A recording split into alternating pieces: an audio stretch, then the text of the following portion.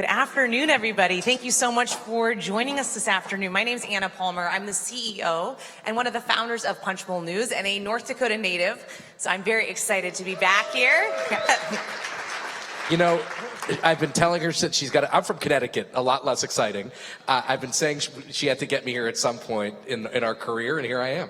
And the weather's beautiful, so yes, we're excited. Thank you all so much for joining us. We are very excited to bring on Senator Hoeven and Representative Kelly Armstrong in just a minute.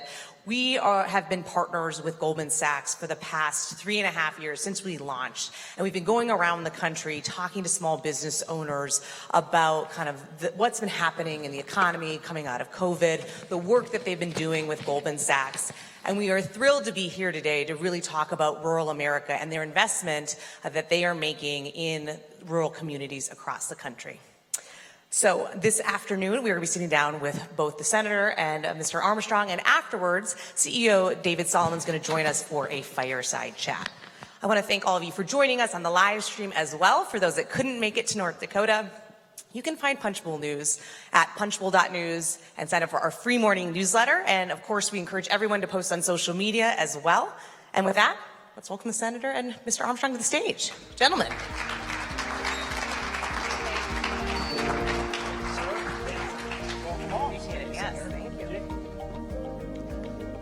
So she finally got me here, guys, which is like, it wasn't easy, but I'm here. Had you not been here before? I've been to South Dakota. I've never been to North Dakota. We get that a lot. I know, yeah, that's the first time you've heard that, right? I'm sorry. It's just my life hasn't taken... I've been to New Hampshire, but I've never been to Connecticut. Oh, I like that.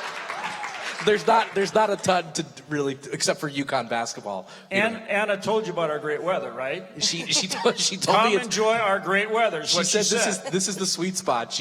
But if she proposed a February event, I would have had a different. And how do you like the view? I mean, Missouri River, is that beautiful or what? Amazing. Well, we are going to start today, as we always do, with a few news of the day's questions. You just got back from Washington, Senator. It's always a mess, and this fall it is not disappointing us at all. So I'm going to kick it over to Jake, and then we are going to spend the majority of the conversation on rural America, what you're hearing from business owners as well. We're not here to have you question your life choices, but Washington is a big mess right now. Senator Hoeven, you are an appropriator, so you are one of the people who gets to fund the government.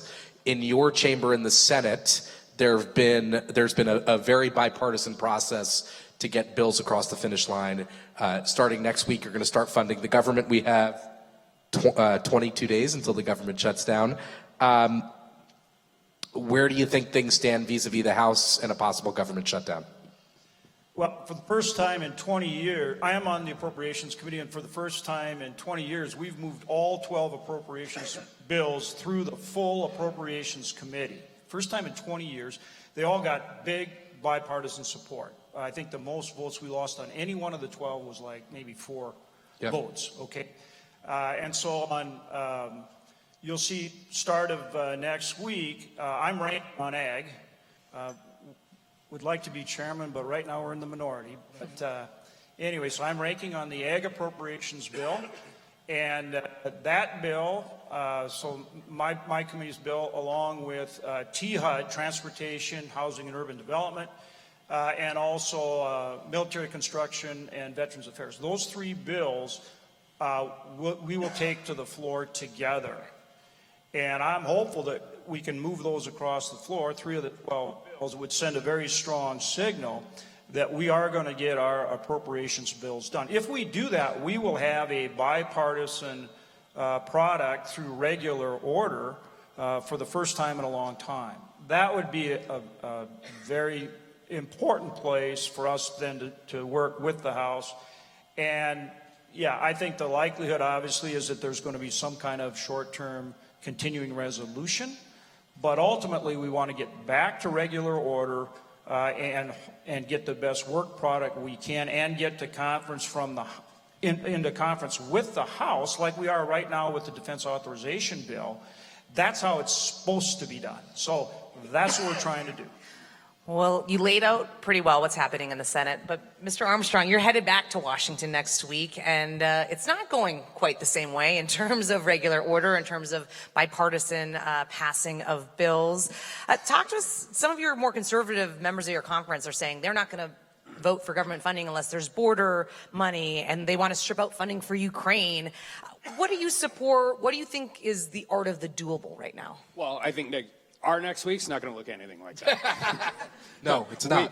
If we can get an approach bill to the floor in the next week. But also, I mean, we have some time, not very much. I think next week. No, you don't have much time. Next week is going to be a lot of trying to figure out what overall top lines look for, right? Because we have all the 15 appropriations bills, but they're not all created equal. I mean, Andy Harris is the chair of the Ag Approps bill. I mean, there's not there. I mean, if you come from a state like North Dakota, there's not much there to cut. It's already coming out pretty lean. So I think the answer to some of this is going to be my personal preference, and it's always been this, is figure out where you can get support, particularly the Republican conference, to go get a real policy win. I personally think border security right now is a pretty good place to be. We have Democratic governor from New Jersey not really happy with this administration about things that are going on right there. And more importantly, whether it's a 45-day CR, 90-day CR, or however that looks, if you can go get a win that is both really good policy and good politics, we should take that. We still only control one half of one branch of government with a 5-vote majority. That's my preference. I have no doubt that it will not be smooth sailing, but we're going to get back, and we've been gone for 5 weeks, and there's going to be a lot of pent-up frustration, and we're going to try and figure out how to get a path forward. Do you support Ukraine funding? I do, but I have a different. So I did a U.S. global leadership thing yesterday, and I think if we're going to continue to get the support of the American people and my constituents and all of that, we have to start talking about it.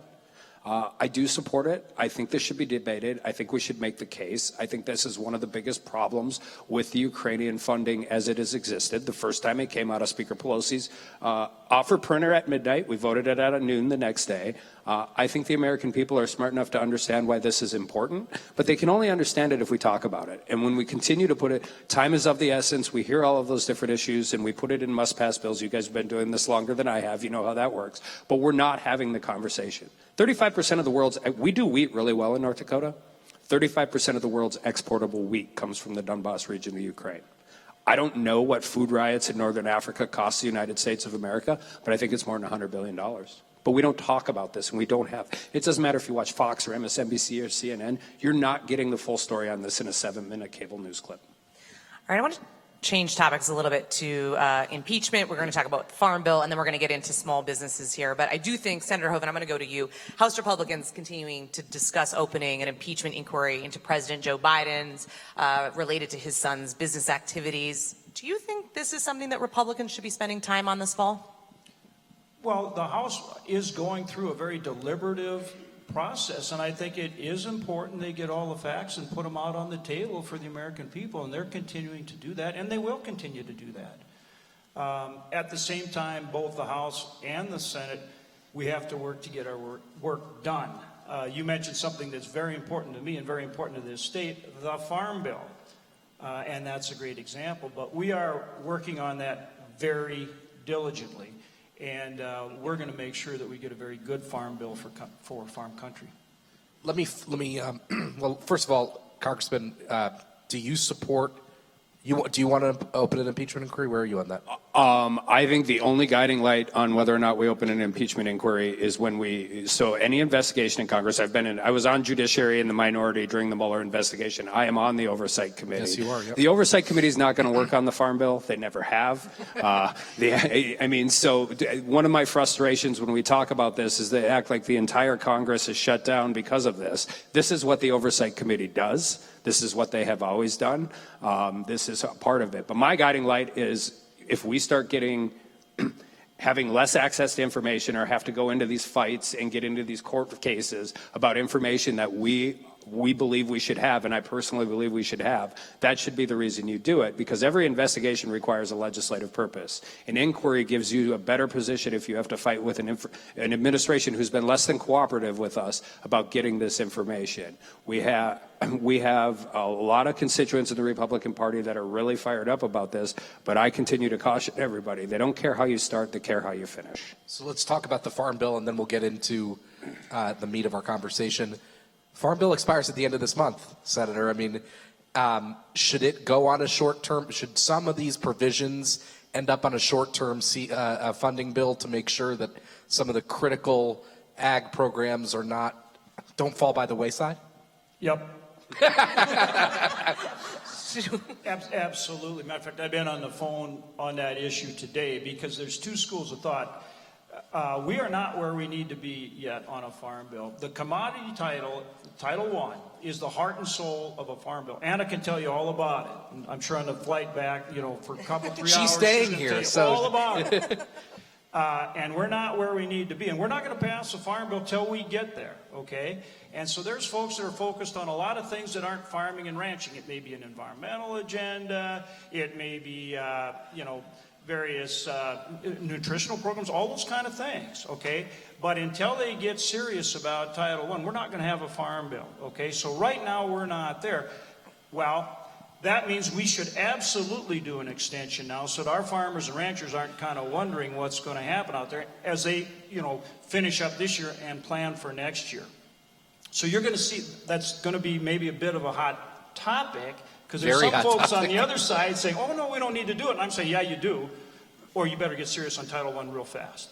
So that's where we're at. And that's you hold that view too? Yeah, and I think this is one of the areas where there are a lot of members of the U.S. House of Representatives on my side of the aisle that are going to get really interested really quick about how we figure this out. We represent... Might help them vote for a short-term funding bill. Well, I mean, the reality of this is in some of this, and we hear a lot, and the news is covered a lot with the House Freedom Caucus and all of that, but a lot of our Democratic colleagues in the Senate have to recognize that we did take over the House in the last election cycle, but at the same time, the Farm Bill is really, in a lot of ways, not partisan, it's geographic, and we have to make, I think one of the best things about it is I'm not sure, I mean, we have to do, loan rates and a bunch of things that Senator Hoeven works on, but I think you'd all agree, Congress probably right now in divided government's not going to have this huge dynamic change to a lot of things, so getting an extension in place that keeps people in a good place while we work forward, and one of the benefits is the four corners get along. So that's always helpful because that's eventually, no matter what government looks like, that's how this deal gets done. All right, let's move on to rural small business access to capital. Was reading the Bismarck Tribune. They recently had an article about meetings that were taking place between the Small Business Development Center Network and the SBA and some administration officials there, talking about access to capital. And I think it was twofold that I thought was interesting. Just one, the kind of the flip of how there's been this tightening to access to capital, which is a real problem for small businesses, but then also how there's also just been a limited in terms of not just, hey, it takes longer, when it is really needed, but sometimes they're just cutting it off altogether. Are you hearing about that from your constituents? How big of an issue is this for rural small businesses? Senator, we'll go to you, and then if you want to follow up, Mr. Armstrong. I think the real key is that right now the government is trying to regulate way too much, and also. The Tax Cut and Jobs Act that we passed is very important. It expires in 25. If you want to help small business, make sure you don't raise their taxes, right? The Tax Cut and Jobs Act was huge for small business, huge. And we can't let that expire. So let's not drive up their costs by raising their taxes. And the other thing is the regulatory burden is a huge problem. Whether it's a farmer, whether it's a rancher, whether it's the energy industry, whether it's small business, there's way too much regulation. And it's always this one-size-fits-all, like you could pass one regulation for all 300 million plus people in this country and apply it across all 50 states and somehow it's going to work. Of course it won't work. Of course it won't work. And that's the biggest problem. So if you really want to get into access to capital, I think that if we let markets work and we let all the competitors out there from the smallest bank or credit union all the way up to the larger banks and all the other types of financial institutions and And capital providers, if we really let them compete and go to town and work with programs like 10,000 small businesses and cut through some of this regulatory burden, then these great entrepreneurs will get access to capital. But we can't just stifle their innovation and their creativity with all this regulation that's coming down on them every single day. And small businesses they have the hardest time complying with all it. If you got a great big business with all kind of lawyers and everything else, of course you can comply with all that stuff. But how are they supposed to do it when they're just getting their business off the ground? Hey, we're a small business, we know.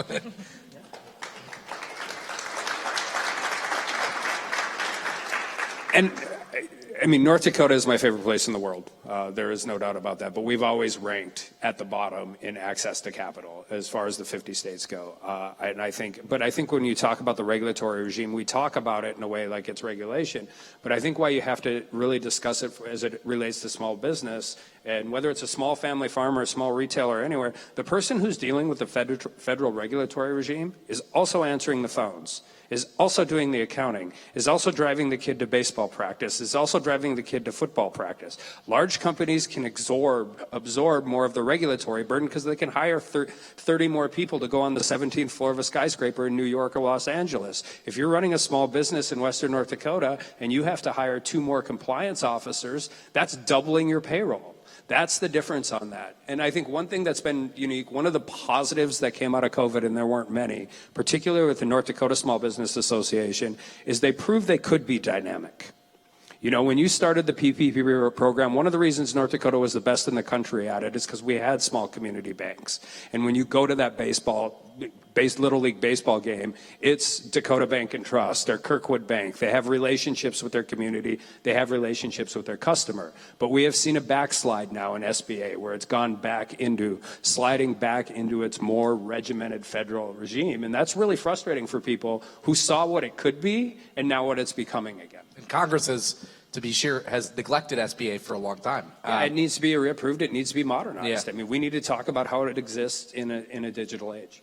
So Goldman Sachs released a survey today of rural small businesses asking about the challenges they're currently facing, and skilled workers rank as one of the biggest challenges. Another, attracting skilled workers who want to live and stay in their community. Talk about that skills gap, and what do you think could be done to make a place like North Dakota? I know you think it's the greatest place on earth, Congressman, but maybe some North Dakotans don't feel the same way you do. Or people don't know about it, or right? people don't know about it, right? Make that so how argument? do you make it a more attractive proposition and attract skilled workers? You're sitting in one place, Bismarck State College, developing a 21st century workforce. You know, whenever you're in politics, you try and give the one line about why you do it, and you don't want to sound like a politician. I grew up in Dickinson, North Dakota in 1995. If you didn't work for 4 corner businesses in 1995 in Dickinson, you had no opportunity. Everybody left. Now, my whole goal in doing this is every single kid who graduates from high school in Watford City or Kindred or Bismarck or Fargo, they're all going to want to leave, right? Part of being 18 is doing it. I want them to have the opportunity to come home. And we've done that. You know, workforce shortage is something that everybody's top of mind. It's been top of mind in Western North Dakota since 2008. You know, we've been dealing with this since the start of the oil boom. But the flip side of that is towns like Watford City, who were 1,600 people, are now over 16,000 people, and every single kid who graduates from Watford City High School can start a career in Watford City. And they can live there and they can do those things. But, I mean, there's no secret. I mean, it's healthcare, it's daycare, it's law enforcement, it's teachers. And I think, I mean, those are uniquely problematic the smaller your community gets in North Dakota. And if you don't provide those things, you are going to have a hard time getting either A, people to come, or B, getting people to stay. Senator?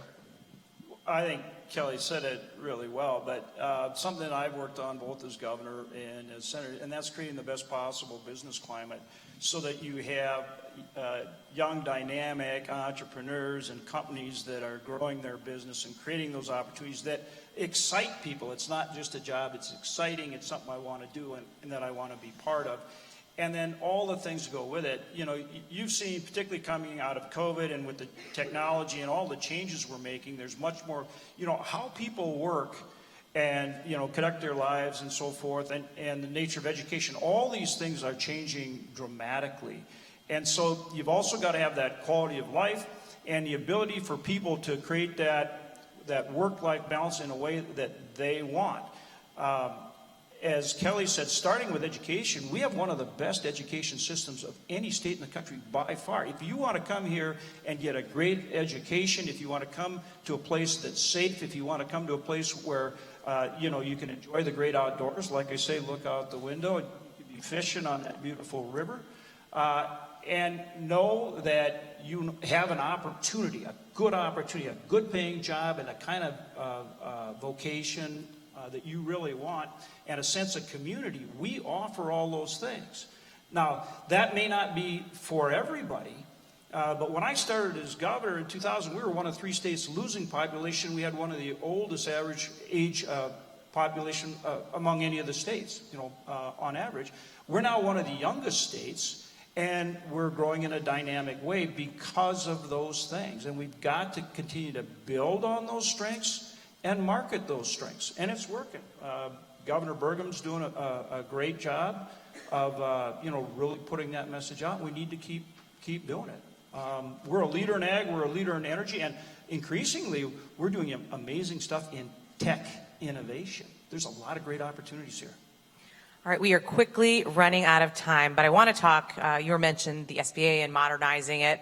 It's been 23 years since the SBA was reauthorized. A lot of small business owners that we've gone across the country have talked about the red tape that you both kind of mentioned, the frustration of, if you're a small business owner having, getting the right person on the phone, getting the right kind of paperwork. The Senate actually recently, the Small Business Committee did advance bipartisan legislation to modernize the SBA. I want to end on this for both of you, which is, it seems like you support it. 1, do you support it? But 2, do you actually think it's going to happen? What needs to change to get the SBA reauthorized? I'm going to go back to what I said before. I think you've got to cut the red tape. And in all of these programs, it's not just the regulation that all these businesses have to deal with, but it's being able to access programs like the SBA. And I work with the SBA a lot throughout my life. They've got great programs, okay? They're 7A, that's been their workhorse lending program forever. And it's started millions of businesses, across this country because they got that guarantee, they got that access to capital. But you've got to have the philosophy that the program should fit the person. The program should fit the business, not the person or the program. Or the person or the business should fit the program, meaning here's the square box, this is how it works, and if you don't do all these things, you don't get it. And it's a simple computer algorithm whether you're approved or denied. That is not how credit should be provided. You need to look at the individual, look at the business, assess character, capacity, collateral third, and make sure that you can deliver a program that fits the person. So it's kind of that KISS system.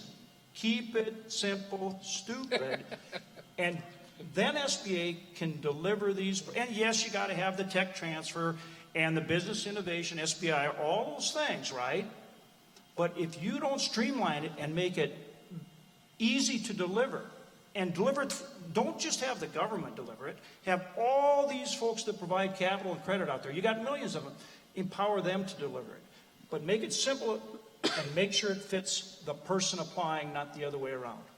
One of the simplest things we could do is give more autonomy and authority to the state offices. They know what's going on in North Dakota. How you conduct business and how you're dealing with these things in Hettinger, North Dakota is very different than how you do it in Fargo, North Dakota. And by having a one-size-fits-all, if being a Republican, the easiest thing in the world to do is beat up on a bureaucrat. It's like the definition of low-hanging fruit. But they're not trying to make everybody's job harder and worse. They just have, the vast majority of the people who are making these decisions in D.C. have never had dirt under their fingernails a day in their life. They don't understand what it's like to run a multifaceted small business in a community of 400 people. They don't understand that houses sell for $80,000. Like, you can't even get a mortgage for an $80,000 house. But I would just like to say thanks to Goldman Sachs, because this is going to happen with this type of innovation way quicker than it's ever going to happen through any government program, modernized or not. And North Dakota has a really unique dichotomy, which is one of the greatest things about it. You go to any one of these communities and in any one of these businesses, they are so quick to give help, but they're so slow to ask for it. So creating a network of like-minded people that are willing to, that have, all experiences means is somebody else made the mistake 10 years ago, so they're going to tell you not to make it now. And you're going to, this kind of program is going to give each and every one of these entrepreneurs an opportunity to talk to somebody else who's been through something they're going through right now. And this kind of access to these kind of programs is just going to be absolutely essential to the businesses that are here and more to come. All right, with that, Senator Hoeven, Mr. Armstrong, thank you so much for joining us this afternoon. We appreciate it. Thank you. Thank you.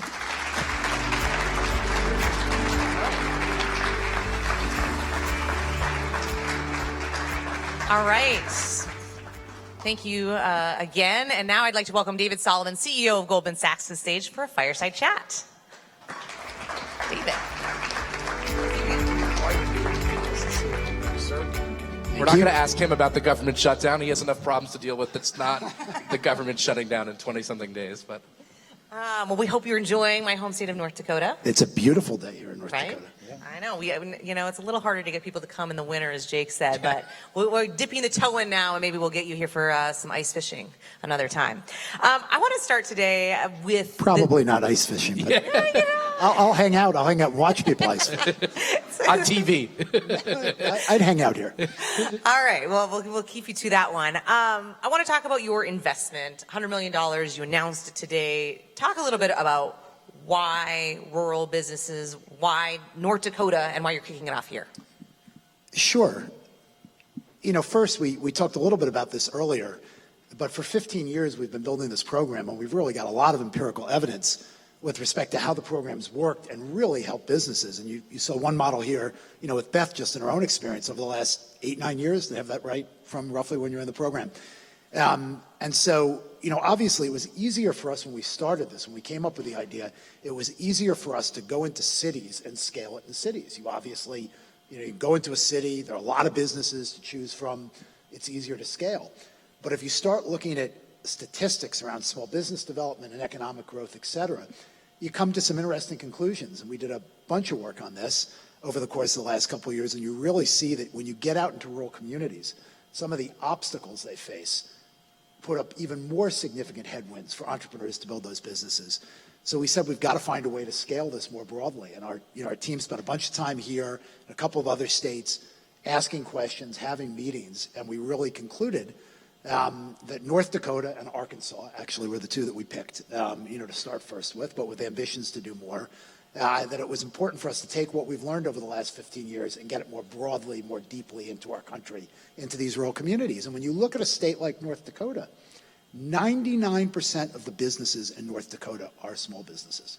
It's the engine of growth for these states are small businesses, and this program can really create more fuel for economic growth. And so we're excited about it.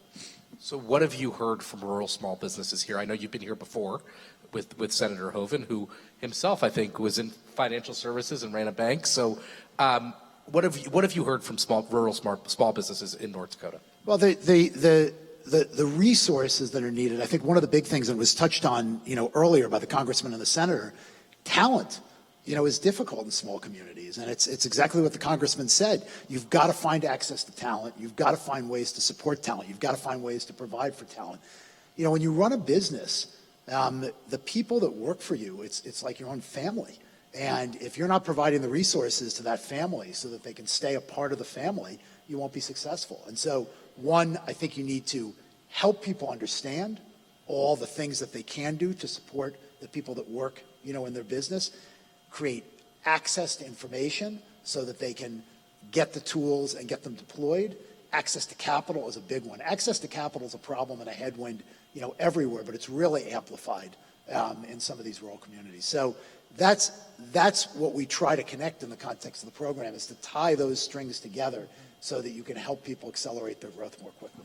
I want to talk about access to capital because I asked the lawmakers at the top, right? The Bismarck Tribune, had an article about this kind of the SBA at the network, at the North Dakota level versus the federal level. They're feeling the crunch here. And I talk about it from, obviously access to capital is a huge issue across this country, across the world right now, but kind of at the macro level and then as the kind of more kind of granular level, what needs to change, or is this just a kind of the new environment we're in for the time being? Well, when you talk about access to capital broadly, we've gone through a big change in the economic environment, which makes lending standards tighter. We had a very, very long period of time of free money, and we've now had a very significant inflationary environment where monetary policy is changing. That always tightens access to capital. That's a cycle. We're getting through that. We'll get to the other side of that. That's very separate than the issues small businesses face. Over the last 15 years, Goldman Sachs has committed over $1.6 billion to CDFIs, Community Development Financial Institutions. Community Development Financial Institutions are an incredible resource for funneling lending capital into small businesses. And so when you look at the $100 million commitment for this initiative that we launched today, 75 million of it is for putting capital, directing capital through CDFIs. And I think CDFIs provide a great avenue to get locally into a community and get capital deployed. And so that's something we've learned as we've worked in this ecosystem over the last 15 years, and we've gotten better and better at finding ways to deploy that capital. Community banks are super, super important. And, one of the things, we've had a little bit of a banking crisis here, back in March for a whole variety of reasons. But I think one of the things that makes the U.S. economy unique is unlike any other economy in the world, we have a broad, deep, dispersed, localized banking system. Of course, we have very big financial institutions, but we've managed to retain a very broad, community banking system. We have over 4,000 banks in the United States. After the United States, the country with the next largest number of banks in the world is Russia, with about 220. So we have a very, very unique system.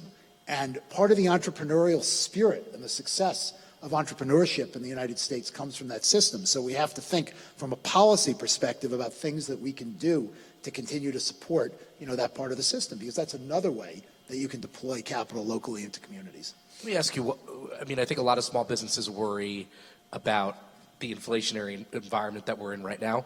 And you mentioned you think we're going to come out the other side. When will we come out of the other side of that? What is your view while we have all these small businesses and small business adjacent people here? What do you think about that? How do you think about that? Well, we've made a lot of progress in the last year, a lot of progress for sure.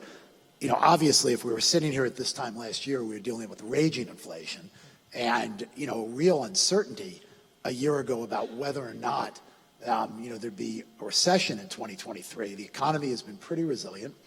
And, look, I think it's still fragile. Inflation is still higher than we'd like it to be.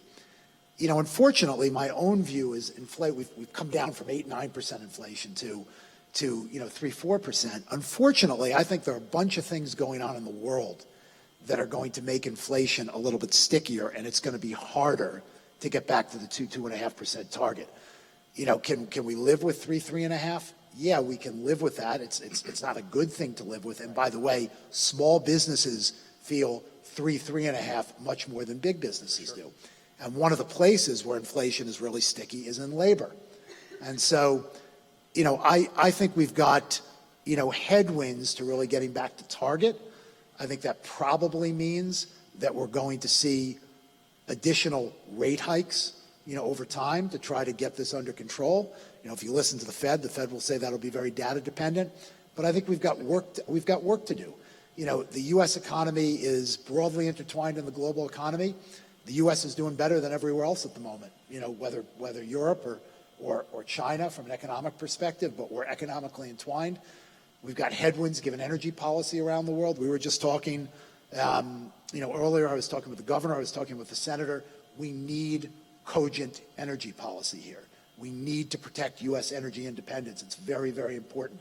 North Dakota is obviously hugely important in that. So, we have some headwinds, but we will get out the other side. We have the best, we're not perfect. We've got lots of issues that we can talk about, but I travel all over the world. The United States is the best neighborhood. We have the best system. It is the best economy. There's the most technological advancement. There's the most entrepreneurship. Those are all good things. But we've got some headwinds at the moment. We're going to have to find ways to work through them. I want to ask you a quick question about the survey. Goldman Sachs does a lot of surveying of small businesses through the program over the years. Today released some new results around rural small businesses and what their kind of the challenges around upskilling, around finding skilled workers, around attracting people to maybe come to these smaller communities. What was your big takeaways from this most recent survey as, you know, we'll kind of track this data throughout the year and what's changing and what's not? Well, this labor issue, especially in these rural communities, is a big issue. You know, the reason that we do the surveys and the reason we created 10,000 small businesses voices is we think it's important for our government officials, for our business leaders in big businesses. We have a responsibility. At Goldman Sachs, we feel we have an enormous responsibility to support the communities we operate in. And this is one of the ways we do it. We have business expertise, we have capital, you know, we can support those communities. If government leaders and business leaders of large businesses have better access to information on what the issues are, we can all work better collectively to make decisions and policy decisions and advocate for policy that can take some of these headwinds out. So the point of this data in these surveys is to build a reservoir of historical context that helps us better understand the challenges of small businesses so we can take action to help make it easier and spur more entrepreneurial growth, because that small business entrepreneurial growth drives economic growth in the United States. We like to leave on an optimistic note, which Anna's the sunnier one of us two, but what makes you excited about working with rural communities, and what do you, I mean, so you're in North Dakota, you're going to Arkansas, you have a plan for a bunch of states. I am going to Arkansas, by the way, in a few weeks. And With so us. We'll be there. Okay, you'll be there. Great. Yeah, Okay, I look yeah. forward to seeing you in Arkansas. Yeah. What is the most, what makes you most excited about this, and what are you looking forward to the most? Well, what makes me so excited about this, I've been lucky enough to be around this program for a long time now, you know, even before I was CEO of the firm.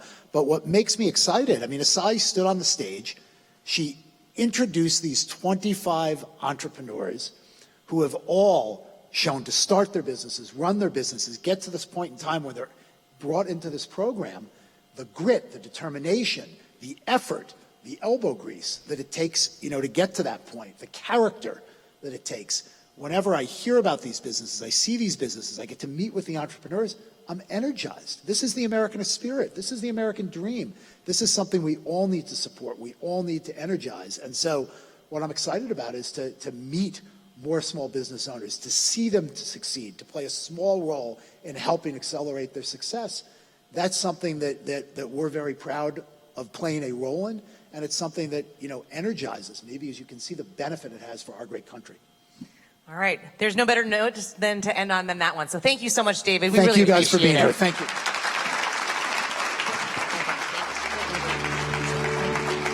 All right. Unfortunately, we are all out of time. I want to thank the Senator, Mr. Armstrong, David Solomon, and of course Goldman Sachs for their continued partnership with Punchbowl News and 10,000 Small Businesses. We are going to end on that note. Thank you to those who joined us on the live stream. Have a great day and stay safe, everybody.